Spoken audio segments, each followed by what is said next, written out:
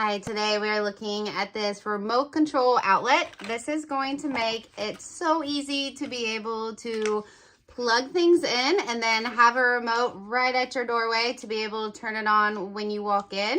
You can keep it in the holder that's able to attach to the wall. You can either do it with screws or with the adhesive that it comes with and keep it on the wall, or you can take it off and use it as a remote anywhere in your home.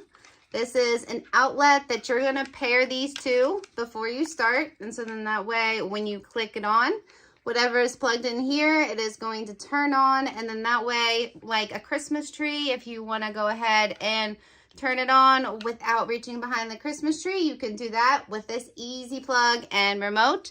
This is going to make it convenient for the holidays, even for lamps by your bed.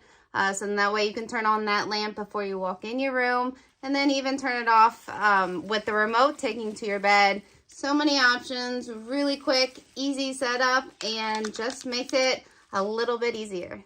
There is no hassle or hard to read directions. It is an easy pairing process that you can breeze through and then start using right away.